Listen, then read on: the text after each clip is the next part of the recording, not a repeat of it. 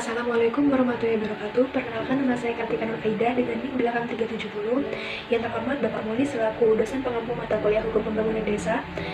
Adanya saya di sini ingin mempresentasikan hasil kerja saya mengenai identifikasi desa Bangselok, kecamatan, kota, kabupaten Sumbar. Identifikasi yang akan saya paparkan yang pertama yaitu potensi lokal desa, yang kedua yaitu permasalahan desa, dan yang ketiga yaitu pemecahan permasalahan desa. Potensi lokal desa yang pertama di Desa Bangselok yaitu adanya restoran Amanis. Restoran ini adalah restoran yang cukup besar dan terkenal di kalangan masyarakat Sumeneb maupun masyarakat luar kota yang sedang berkunjung ke Sumeneb. Karena restoran ini itu di dalamnya menjual berbagai makanan khas Sumeneb maupun khas Madura. Salah satu makanan khas Sumeneb yang dijual di sana itu ada makanan yang bernama masak pae. Biasanya makanan masak pae ini hanya dapat ditemukan di acara pernikahan saja. Restoran Amanis ini memiliki lahan parkir yang sangat luas sehingga beberapa orang dari luar kota itu datang ke sana karena akses jalannya yang mudah ditemukan dan lahan parkirnya juga banyak, jadi tidak menyulitkan bagi pengunjung. Adanya restoran Amanis ini menjadikan salah satu ikon bagi Desa Bangselok karena biasanya masyarakat itu yang mencari di mana sih restoran Sumeneb yang makanannya enak gitu. Lalu orang-orang Sumeneb itu pasti bilangnya ya restoran Amanis. Di mana sih letak restoran Amanis tersebut? Ya di Desa Bangselok. Jadi Desa Bangselok itu cukup terkenal dengan restoran Amanis ini. Potensi lokal desa yang kedua yaitu warung makan kuliner soto campur khas Sumeneb. Sumeneb memiliki makanan khas yaitu bernama soto campur yang tidak kalah enak dengan soto-soto lainnya. Tak jarang masyarakat Sumeneb ataupun masyarakat dari luar kota yang menyukai makanan khas Sumeneb ini. Nah, di Bangselok terdapat warung makan yang bernama Warung Makan Bu Sunarsi yang menjual makanan soto campur ini. Warung makan Bu Sunarsi ini sangat ramai setiap harinya, apalagi di hari Sabtu dan Minggu, karena biasanya kan banyak orang yang libur kerja. Nah, warung makan Bu Sunarsi ini pernah memenangkan juara 2 lomba event festival kuliner tingkat kabupaten pada 2018. Dengan ramainya warung makan tersebut, lalu warung makan tersebut memenangkan lomba tingkat kabupaten, itu menambah potensi desa Bangselok. Selain itu juga mengharumkan nama desa Bangselok. Maka dari itu, adanya warung makan ini sangat berpengaruh bagi desa Bangselok karena jadinya desa Bangselok semakin banyak warung-warung makan lainnya yang sangat enak dan menambah pengunjung dari desa-desa lainnya. Di Desa Bangselok sendiri terdapat beberapa toko tekstil kain yang sangat ramai pengunjung, baik dari warga Desa Bangselok itu sendiri maupun warga dari desa lainnya.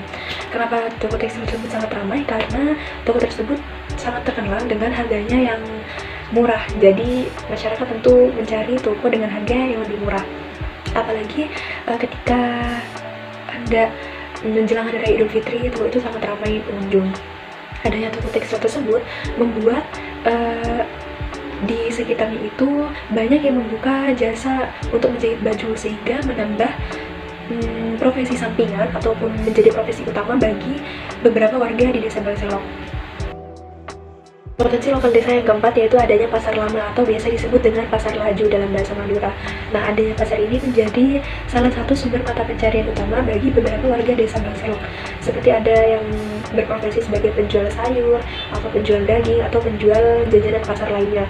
Nah, beberapa warga di Desa Bangselok ini memiliki keterampilan untuk mengolah jajanan pasar, baik kue kering ataupun kue basah. Biasanya mereka mengolah jajanan itu di rumahnya, lalu dititipkan di beberapa lapak yang menjual jajanan pasar di pasar lama tersebut, sehingga adanya pasar ini menjadi salah satu generator utama bagi warga Desa Bangselok untuk menambah perekonomian mereka, sehingga adanya pasar lama ini sangat berpengaruh bagi perekonomian warga Desa Bangselok. Di Desa Bangselok terdapat perempatan jalan yang di bahu jalannya itu terdapat pedagang kaki lima, cukup banyak pedagang kaki lima. Nah, biasanya pedagang kaki lima tersebut tidak membuang sampah dagangannya ke tempat sampah. Biasanya mereka hanya menumpuk di pinggir jalan. Nah, tumpukan sampah itu biasanya diikuti oleh orang-orang lainnya. Apalagi orang-orang yang berlalu lalang itu malah juga ikut membuang sampah di tumpukan sampah yang tadi dilakukan oleh pedagang kaki lima tersebut.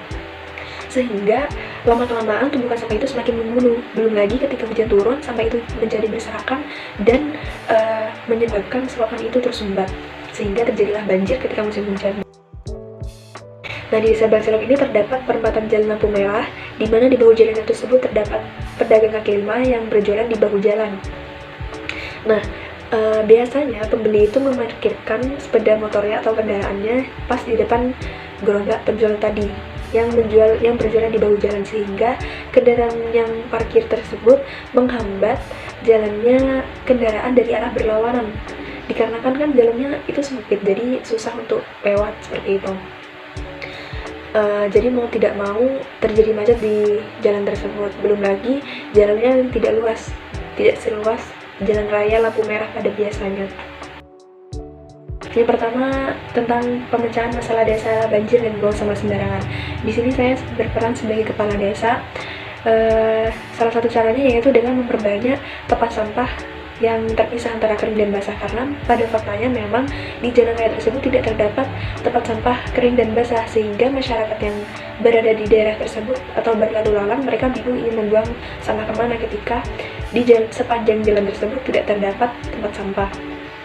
Yang kedua yaitu dengan mengaktifkan kembali program bertaring atau bersih, tertata, dan rindang di Desa Bangselok. Mengapa saya mengatakan mengaktifkan kembali? Karena dulu Desa Bangselok itu termasuk desa yang kumuh, tetapi pada tahun 2012 Kepala Desa bekerja sama dengan Dinas Lingkungan Hidup Sumeneb untuk membuat program Desa Bertaring tersebut untuk membuat Desa Bangselok tidak lagi kumuh.